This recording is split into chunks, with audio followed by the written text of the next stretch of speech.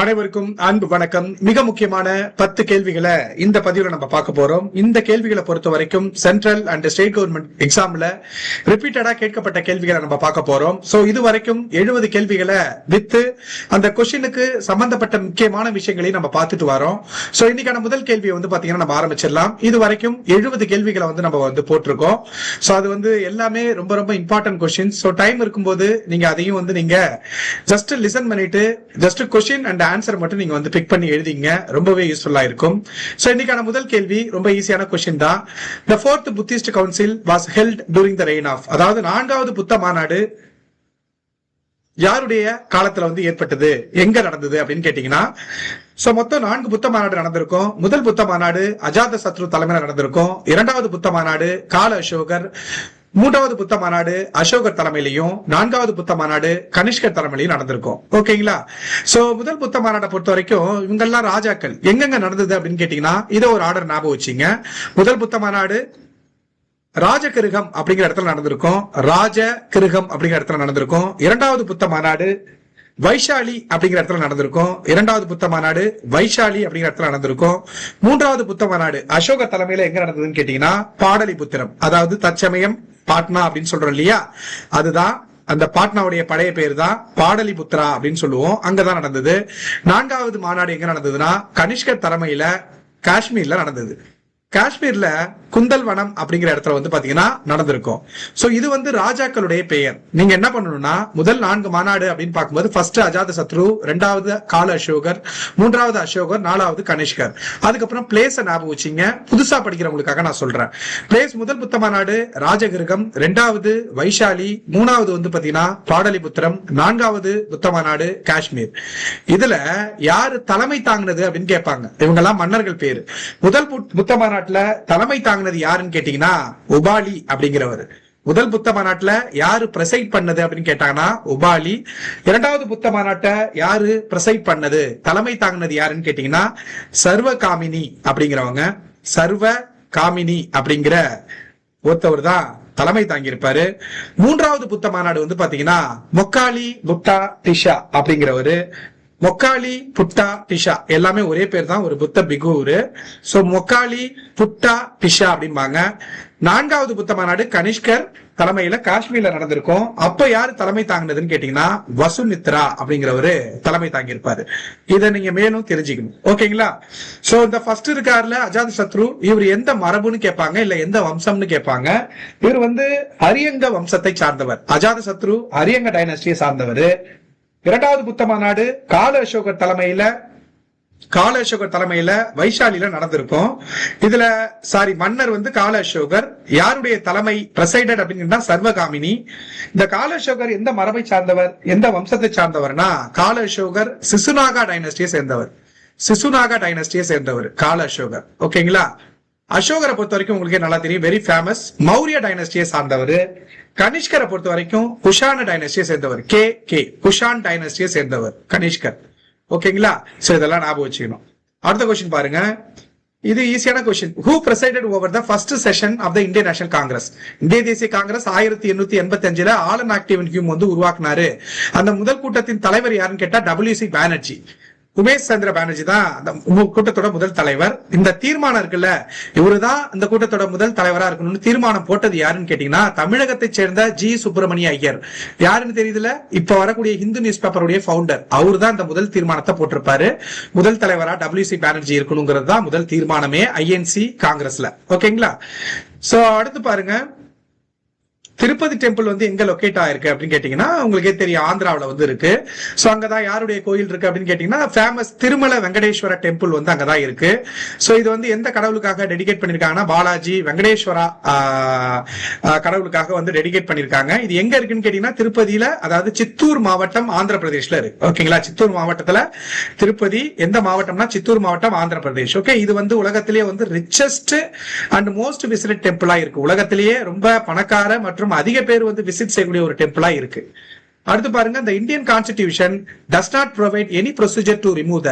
இந்திய கான்ஸ்டிடியூஷன்ல ஒருத்தவங்களை ரிமூவ் பண்றதுக்கான எந்த ப்ரொசீஜரும் கொடுக்கல. யார பத்தி அப்படின்னு கேட்டீங்கன்னா, பிரசிடென்டா, வைஸ் பிரசிடென்டா, ஜட்ஜஸ் ஆஃப் சுப்ரீம் கோர்ட்டா, இல்ல கவர்னரான்னு கேட்டீங்கன்னா, பிரசிடென்ட்டை இம்பீச் பண்ணலாம். ஆர்டிகல் 61 யூஸ் பண்ணி பிரசிடென்ட்டை பதவி நீக்கம் செய்யலாம், வைஸ் பிரசிடென்ட்டையும் பதவி நீக்கம் செய்யலாம், சுப்ரீம் கோர்ட் உச்சநீதிமன்ற நீதிபதிகளையும் பதவி நீக்கம் செய்யலாம். ஆனா கவர்னரை வந்து பாத்தீங்கன்னா, நீ எப்படி எவ்வாறு நீக்க வேண்டும் அப்படிங்கிறது கான்ஸ்டிடியூஷன்ல சொல்லல. கவர்னர் நீக்கம் பத்தி கான்ஸ்டிடியூஷன்ல சொல்லல. எனினும் எப்படி நீக்கிறாங்க அப்படின்னு கேட்டீங்கன்னா, கவர்னரை பொறுத்த வரைக்கும் பிரசிடென்ட் விரும்பும் வரை அவர் பதவியில இருக்கலாம். அவருக்கு சரி வரல அப்படின்னா அட் எனி டைம் அவளை வந்து ரிமூவ் பண்ணுவாங்க. ஆனா கான்ஸ்டிடியூஷன்ல இவர் எப்படி ரிமூவ் பண்ணணும்னு சொல்லல. இதான் இந்த கொஸ்டினே.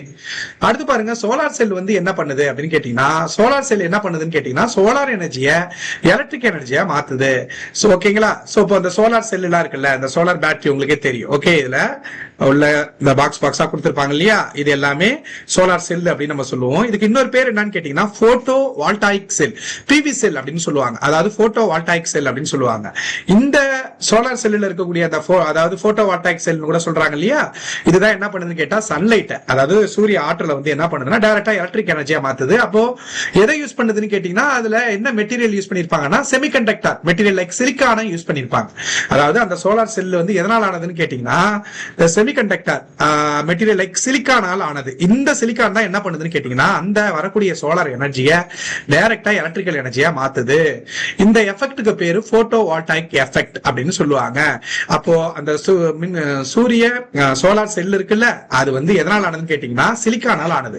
இதுக்கு இன்னொரு பேர் என்னன்னா, சோலார் செல்லுக்கு போட்டோ வால்டாயிக் செல் கூட சொல்லுவாங்க. இது என்ன பண்ணுது, அந்த சிலிக்கான் என்ன பண்ணுதுன்னா, சூரிய ஆற்றலை மின் ஆற்றலா நேரடியா மாத்துது. ஓகேங்களா. இந்த எஃபெக்ட் பேரு போட்டோ வால்டாயிக் எஃபெக்ட் அப்படின்னு சொல்லுவாங்க. அடுத்து பாருங்க, ஆஸ்ட்ரியாலஜினா என்ன அப்படின்னு கேட்டீங்கன்னா, ஆஸ்ட்ரியோனா போன். சோ எலும்பு சம்பந்தமா, எலும்பை பத்தி படிக்கிறது தான் ஆஸ்ட்ரியாலஜி அப்படின்னு சொல்லுவாங்க. So phone is the right answer.